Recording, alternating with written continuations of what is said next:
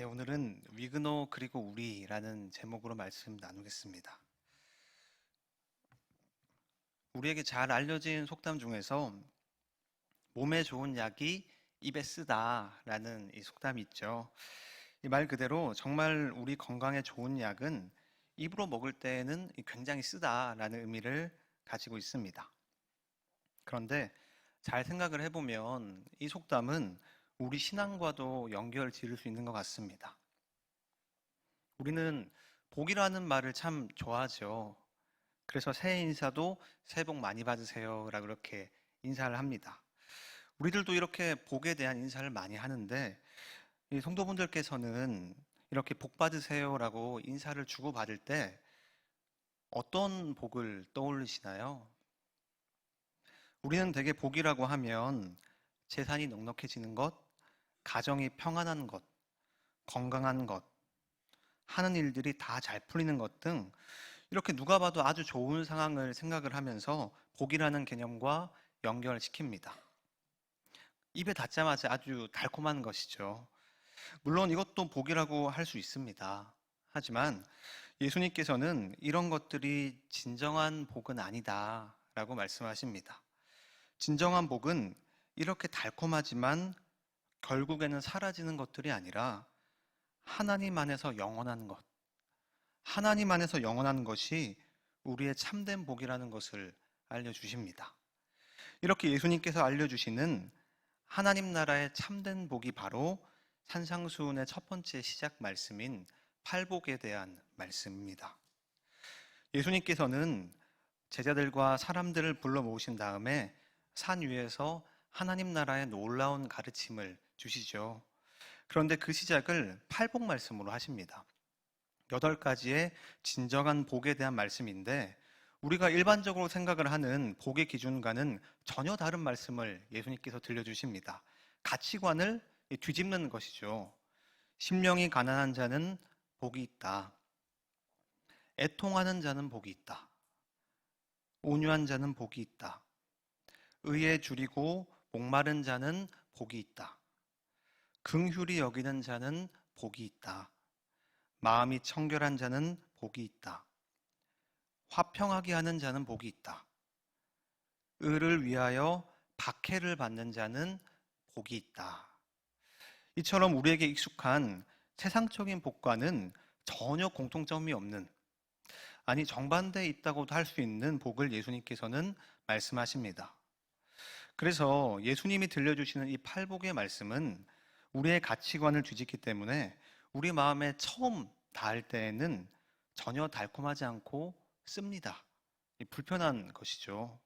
하지만 몸에 좋은 약이 입에 쓴 것처럼 팔복의 말씀은 하나님 나라의 눈을 뜨기 시작하면 이 세상의 복과는 비교도 할 수 없는 영원한 하나님 나라의 복을 누리게 해주는 말씀이구나 라는 것을 알게 됩니다. 그래서 우리 그리스도인들은 이 팔복의 말씀이 참된 복이라는 것을 알고 또 믿으며 살아가죠. 하지만 우리가 믿음 안에서 살아간다고 하더라도 이 팔복의 말씀을 따라 살아가는 것은 결코 쉬운 일이 아닙니다. 하나님 나라는 눈에 보이지 않고 반면에 이 세상은 너무나도 잘 보이기 때문입니다. 그래서 우리는 사도 바울의 고백과 같이 믿음의 선한 싸움을 계속해 나가면서 살아가는 것이죠. 그런데 2000년의 기독교 역사 속에서 정말 마음을 다하고 목숨을 다하고 뜻을 다하여서 이 팔복의 말씀을 붙들며 살아갔던 믿음의 선배들이 있습니다. 바로 위그노라는 이들입니다. 위그노라는 이름이 사실 우리에게 그렇게 익숙한 이름은 아니죠. 위그노는 동지, 동맹이라는 뜻을 가진 독일어 아이트 게노센에서 나온 말인데 16에서 18세기 프랑스의 개신교도들을 가리키는 말입니다. 우리와 같이 종교개혁의 후예들이죠. 그래서 지금도 프랑스의 개신교도들은 자신들을 위그노라고 부르기도 합니다. 하지만 정확히 말하자면 위그노는 종교개혁이 시작하고 전 유럽에 퍼져나갔던 시기인 16에서 18세기에 프랑스 개신교도들을 가리키는 말이 바로 이 위그노입니다. 여러분, 우리는 십자가라고 하면 여기 본당에 있는 것처럼 일반적인 형태의 십자가를 떠올립니다. 그런데 여러분, 이 위그노의 십자가는 그 모양이 조금 다릅니다. 이렇게 생겼습니다. 한번 사진을 보여주실래요? 네, 이게 위그노의 십자가입니다. 어떻게 보이시나요? 뭔가 훈장처럼 생기지 않았나요? 우리나라에서 수여했던 많은 훈장들을 생각하면 이 훈장이라는 것은 어려운 상황과 역경을 디디고 훌륭한 열매들을 맺은 이들에게 훈장을 수여하죠. 마찬가지로 이렇게 위그노들의 십자가는 훈장처럼 생겼습니다. 이게 무엇을 의미할까요? 바로 300년의 기간 동안 가혹한 박해를 견디면서 끝까지 믿음을 지켜낸 위그노들의 자부심과 동시에 고단함이 이 위그노 십자가에는 담겨 있는 것입니다. 이 위그노 십자가 밑에 있는 비둘기는 성령을 상징합니다. 그리고 보시면 십자가의 각 면마다 동그란 봉우리들이 2개씩 있죠. 그렇게 해서 총 8개가 있습니다. 이것은 무엇을 의미하는 것 같으세요? 이 봉우리들 8개는 팔복을 상징합니다. 다시 말해 자신들이 세상의 복과는 다른 하나님 나라의 진정한 복, 팔복의 말씀에 생명을 걸었다는 믿음의 고백이 이 십자가에는 담겨 있는 것이죠. 이렇게 위그노들의 십자가를 통해서 우리는 위그노들의 역사는 곧 박해의 역사이기도 하다라는 것을 알 수가 있습니다. 우리가 잘 알고 있는 것처럼 종교개혁은 1517년에 루터가 비텐베르크 성당에 95개조 반박문을 붙였을 때 본격적으로 시작이 되었습니다. 당시 부패한 카톨릭에 대항해서 종교개혁자들은 오직 믿음, 오직 성경, 오직 은혜, 오직 그리스도, 오직 주님께 영광이라는 5개의 강령을 가지고 이 복음의 본질로 돌아가기 위해서 종교개혁에 힘썼습니다. 그래서 이 종교개혁은 독일에서 본격적으로 시작이 되었지만 엄청난 열기를 가지고 전 유럽에 퍼져나가기 시작했죠. 당연히 독일과 가까이 있는 이 프랑스도 예외가 아니었습니다. 종교개혁의 빛은 프랑스에도 흘러들어가서 많은 이들이 복음의 진리에 새롭게 눈을 뜨게 되었습니다. 그 결과 이 프랑스에서도 개신교인들이 엄청난 속도로 증가하기 시작했죠. 그래서 종교개혁 이후 약 40년이 지난 1562년 말에는 프랑스에만 2000여 개의 개신교회가 세워졌고 당시 프랑스 인구의 11%인 200만 명 정도가 개신교인들이 되었습니다. 하지만 친카톨릭 성향이었던 프랑스 황실과 카톨릭은 이 상황을 그냥 지켜보지 않았습니다. 그래서 그때부터 대대적인 박해가 시작이 되었던 것이죠. 어떻게든 꼬투리를 잡아서 프랑스 정부는 개신교도들을 박해하고 그 지도자들을 사형시키거나 화형을 시키면서 지속적으로 개신교도들을 위협했습니다. 그래서 다시 카톨릭으로 개종을 강요했던 것이죠.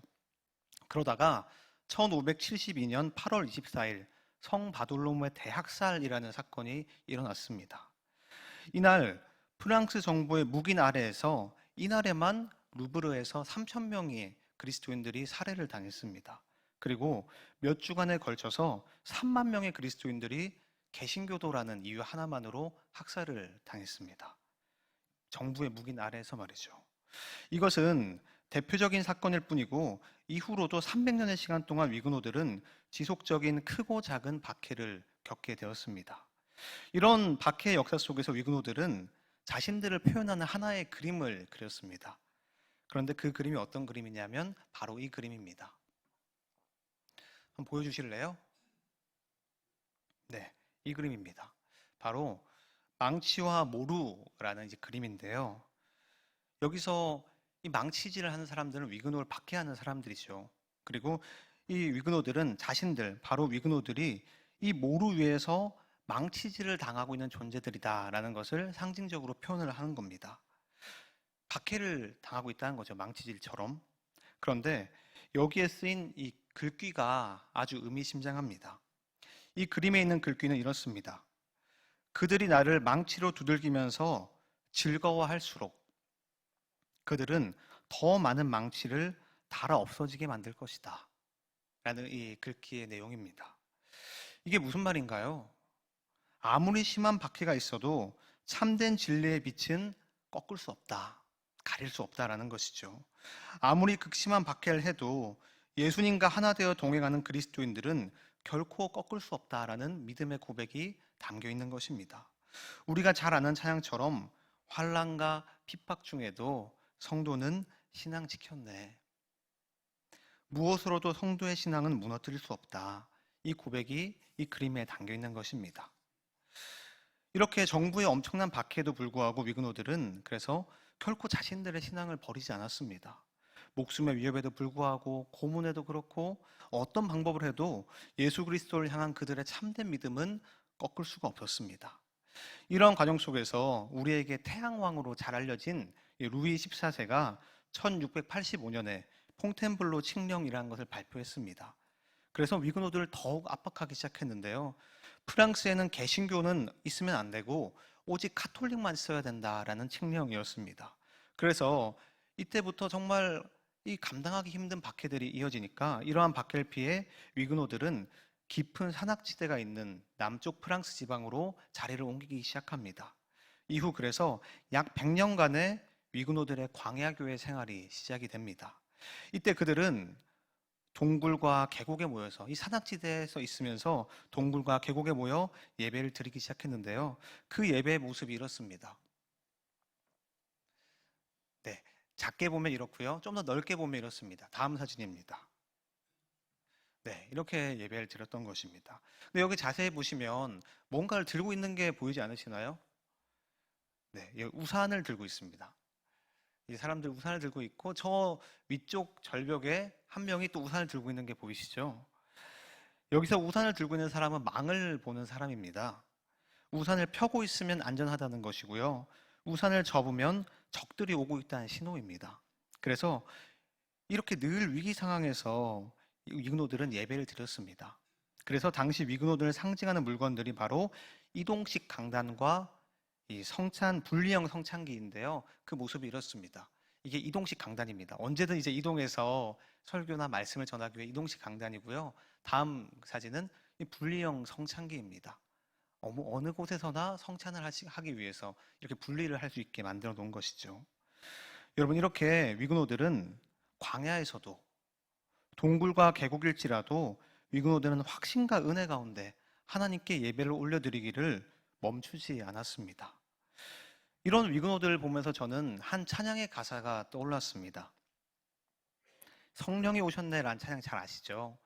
그 찬양으로 잘 알려진 김도연 씨의 찬양 중에서 진리는 이라는 찬양이 있습니다. 근데 그 찬양의 가사는 이렇습니다. 진리는 고독해도 날로 담대하다. 진리는 고독해도 날로 담대하다라는 가사를 담고 있습니다. 이렇게 예수님 때문에 위그노들은 고난의 길을 담대하게 걸어갔습니다. 이 진리를 붙들고 있었기 때문이죠. 자신들이 겪는 박해를 인내와 기쁨 가운데 걸어갔습니다. 그들의 마음판에 분명하게 새겨져 있는 주님의 말씀이 있었기 때문입니다. 바로 오늘 본문의 말씀입니다. 저희가 한번 함께 오늘 본문 말씀을 읽어보겠습니다. 을을 위하여 박해를 받는 자는 복이 있나니 천국이 그들의 것임이라. 아멘. 이 말씀이 위그노들을 붙들었던 말씀인데요. 위그노들의 역사를 담은 프랑스 광야 박물관이 있습니다. 근데 그 광야 박물관에서 마지막 전시관의 벽면에 새겨져 있는 말씀이 바로 이 마태복음 5장 10절의 말씀입니다. 을을 위하여 박해를 받는 자는 복이 있나니 천국이 그들의 것임이라. 이 말씀이 바로 위그노들을 환난과 핍박 중에서도 붙들어 주었던 주님의 말씀인 것이죠. 이렇게 제가 위그노들의 삶과 주님의 말씀에 비추어서 제가 며칠 동안 이 설교를 준비하면서 계속 제 삶을 많이 돌아봤습니다. 그런데 이렇게 주님의 말씀과 위그노들의 삶에 비추어서 저를 돌아봤을 때 제 안에서 가장 먼저 들었던 감정은 이 부끄러움이었습니다. 오늘 본문 말씀에 이어서 예수님은 을을 위해서 박해받는다는 것이 어떤 것인지 알려주십니다. 마태복음 5장 11에서 12절을 저희가 한번 함께 읽어보겠습니다. 함께 읽겠습니다. 나로 말미암아 너희를 욕하고 박해하고 거짓으로 너희를 거슬러 모든 악한 말을 할 때에는 너희에게 복이 있나니 기뻐하고 즐거워하라. 하늘에서 너희의 상이 큼이라. 너희 전에 있던 선지자들도 이같이 박해하였느니라. 아멘. 바로 의를 위해 박해받는다는 것은 예수님 때문에, 예수님의 마음과 하나 되어서 예수님을 마음과 목숨과 뜻을 다해 따라갔기 때문에, 불의와 미움과 죄악이 넘쳐나는 이 세상에서 우리 주님을 닮아서 의로움과 진실함과 거룩함과 선한 양심과 상식을 넘어서는 사랑으로 살아갔기 때문에 겪게 되는 고난, 우리 주님 때문에, 주님을 믿기 때문에, 주님을 마음 다해 따라갔기 때문에 겪게 되는 고난이 바로 의를 위해서 박해를 받는 것이란 말씀인 것이죠. 그렇게 오늘 말씀을 통해 예수님은 이 고난이라는 것은 참된 제자의 증거이기도 하다라고 말씀하시는 것입니다. 그래서 제2차 세계대전에서 당시에 믿음으로 나치에 저항하다가 사형을 당했던 신학자 디트리 보네퍼는 이런 말을 했습니다. 제자도는 고난받는 그리스도께 충성하는 것을 의미한다. 그렇기 때문에 그리스도인들이 고난받도록 부름받는 것은 전혀 놀라운 일이 아니다. 사실상 그것은 기쁨이며 그분의 은혜의 표시다. 이렇게 말을 했습니다.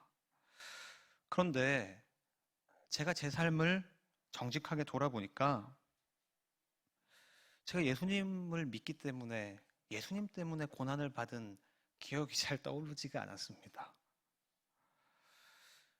내가 정말로 투철하고 신실하게 빛이신 주님을 따라가며 살다 보면 내가 원하지 않더라도 빛을 미워하는 세상의 어두움은 나를 쓰러뜨리려고 할 텐데, 제 삶에는 예수님 때문에 고난을 받은 기억이 떠오르지가 않았습니다. 그래서 참 부끄러웠습니다.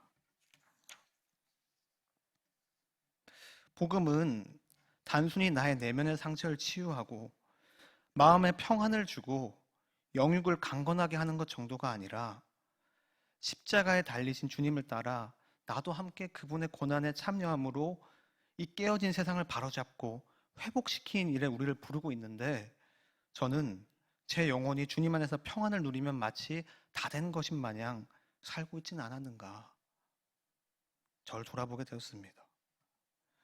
그리고 또 다른 질문이 제 마음에서 이어졌습니다. 그러면 나는 과연 위근호들과 같이 예수님 때문에 고난을 받게 될 때 그들과 같이 기뻐할 수 있을까? 위근호들의 역사를 보면 그들은 순교의 자리에서도 주님께 찬양을 불렀습니다. 피에르 듀낭이라는 사람은 교수대의 자리에서 마지막 할 말을 물었을 때 빗속에서 큰 소리로 시편을 노래하며 찬송을 불렀습니다. 그리고 당시 2,700명의 위근호들이 노예가 되어서 노예선을 타게 될 때 그들은 노예선에 타게 되는 순간 다시는 지상으로 오지 못할 가능성이 높다는 것을 알면서도 쇠사슬에 묶여 마르세유 해변까지 걸어가는 40일의 여정 동안 하나님의 사랑과 은혜에 감사하며 걸어갔습니다. 예수님은 오늘 말씀에서 나의 이름 때문에 너희가 고난을 받으면 기뻐하라고 하셨습니다. 하늘에서 너희의 상이 클 것이다 라고 하셨죠. 그래서 위근호는 고난 가운데에서도 기쁨으로 주어진 길을 걸어갔습니다.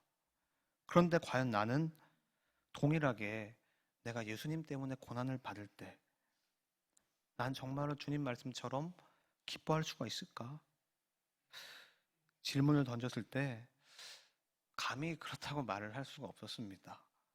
왜냐하면 저는 예수님 때문에 그 정도 고난과 박해를 받아본 적이 없기 때문입니다. 하지만 제 안에 분명한 소망이 있다는 것도 보게 되었습니다. 그것은 저라는 인간 박하한으로서는 그러한 고난 상황에서 결코 기뻐할 수 있으리라 장담할 수 없지만, 제 안에 살아계신 예수님께서 저를 붙드신다면, 지금도 내 안에서 역사하고 계시는 사망과 어둠의 권세 물리치신 예수님께서 제 안에 충만하시다면 그런 고난에서도 기뻐할 수 있으리라 고백할 수 있었습니다. 왜냐하면 저를 믿는 것이 아니라 제 안에 계신 예수님을 믿기 때문입니다. 위근호들이 믿었던 하나님과 제가 믿은 하나님이 동일하신 하나님이기 때문입니다. 그렇게 이런 묵상 가운데 저는 왜 사도 바울이 에베소 교회 성도들을 위해 다른 것을 기도하는 것이 아니라 가장 먼저 기도했을 때 그들이 하나님을 더 깊이 알아가게 해달라고 기도하게 되었는지 다시 한번 깨닫게 되었습니다. 예수님으로 충만하다는 것은 마음으로부터 하나님을 진실되게 아는 것과 다르지 않기 때문입니다. 그래서 사도 바울은 에베소 교회 성도들 위해 이런 기도를 했습니다. 저희가 에베소서 1장 17에서 19절 말씀을 함께 읽겠습니다. 우리 주 예수 그리스도의 하나님 영광의 아버지께서 지혜와 계시의 영을 너희에게 주사 하나님을 알게 하시고 너희 마음의 눈을 밝히사 그의 부르심의 소망이 무엇이며 성도 안에서 그 기업의 영광의 풍성함이 무엇이며 그의 힘의 위력으로 역사하심을 따라 믿는 우리에게 베푸신 능력의 지극히 크심이 어떠한 것을 너희로 알게 하시기를 구하노라. 아멘. 이 기도처럼 우리들의 마음의 눈이 밝아져서 날 향한 하나님의 부르심과 나를 위해 예배하신 하나님 나라의 영광과 지금 내 삶에 함께 하시고 역사하시는 하나님의 능력으로 내가 충만해진다면, 우리들이 충만해진다면 우리들도 위근호와 같이 신실한 주님의 제자들, 기쁨으로 주님의 고난에 동참하는 그리스도인, 이 세상의 어둠을 밝히는 참된 세상의 빛으로 살아갈 수 있음을 믿습니다. 그렇게 이제 11월 20일부터 저희가 대림절이 시작됩니다. 이 기간 동안 우리가 위근호들의 믿음의 삶을 돌아보면서 정말 우리의 믿음과 삶을 다시 한번 하나님 안에서 돌아보며 진정한 복인 팔복을 삶에서 누리며 예수님의 참된 제자로 거듭나 정말 천국을 소유한 자로 살아가는 은혜가 우리 창조의 모든 성도들에게 있기를 간절히 축복합니다. 함께 기도하겠습니다. 하나님, 우리 마음의 눈을 밝혀주셔서 예수님을 따르는 삶과 하나님 나라의 영광을 보게 하시옵소서.